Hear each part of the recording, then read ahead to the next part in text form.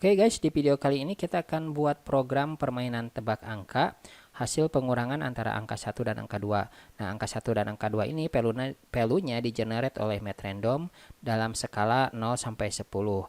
Nah, contohnya program akan munculkan message display berapa 8 dikurangi 4. Nah, lalu user input angka 4, maka muncul output kamu benar. Tapi kalau misalnya selain 4 muncul kamu salah.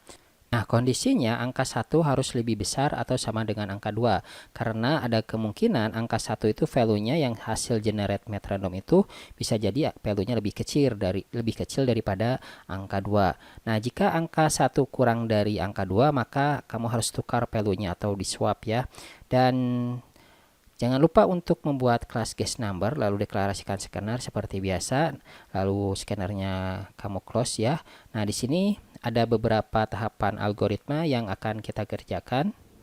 Oke, yang pertama kita akan deklarasikan variabel untuk menghold angka hasil generate untuk angka 1 dan angka 2. Jadi saya akan deklarasikan angka 1 itu integer ya, tipe datanya angka 1. Oke, angka 1 ini value-nya diambil dari Matrandom. Oke, jadi kita akan gunakan fasilitas library Java ya untuk Matrandom, dan Matrandom ini returnnya double. Jadi saya akan casting dulu atau convert dulu dari double ke integer. Oke. Dan saya akan kurung dalam sini. Lalu saya cast ke integer. Oke. Nah, artinya si return double yang dari Matrandom ini akan di convert ke integer seperti ini. Nah, karena yang kita inginkan adalah angka ini dalam skala 0 sampai 10, saya akan kasih kalikan dengan 10. Oke, seperti ini. Jadi return randomnya itu dari 0 sampai 0, 10, 9 mungkin ya.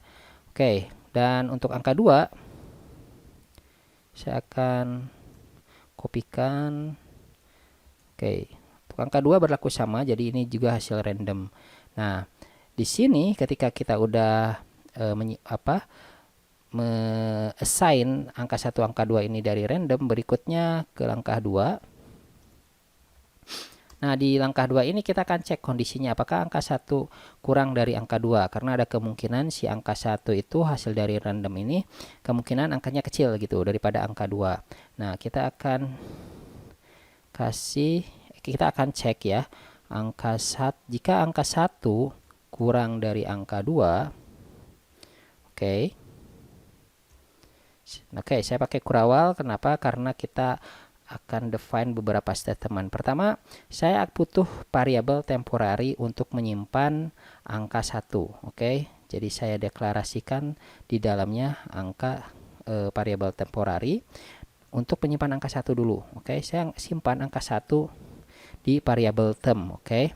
Nah, selanjutnya si angka 1 ini kalau kondisinya kurang ya. Nah, selanjutnya si angka 1 ini akan saya isi nilainya dari angka 2.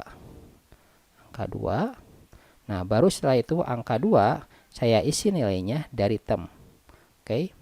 Jadi nggak langsung ya, kita butuh satu variabel lagi. Karena kalau tanpa variabel ntar hilang tracknya gitu.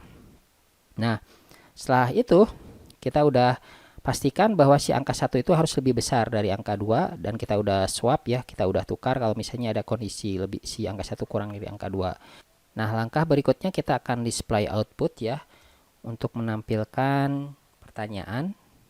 Nah, jadi ntar akan muncul berapa angka 1 dikurangi angka 2, lalu jawab. Nah, baru setelah itu kita akan mendeklarasikan variabel untuk menghold jawaban dari scanner ya.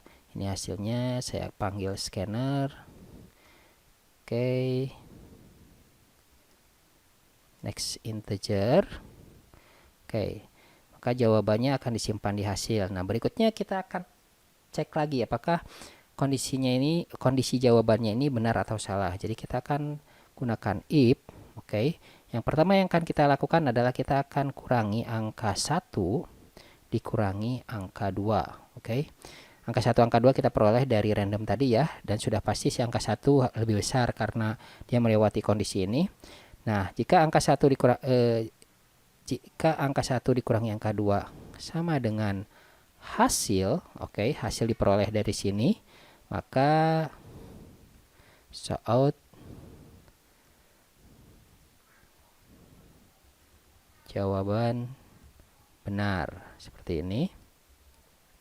Tapi jika salah, oke, kita nggak pakai kurawal ya.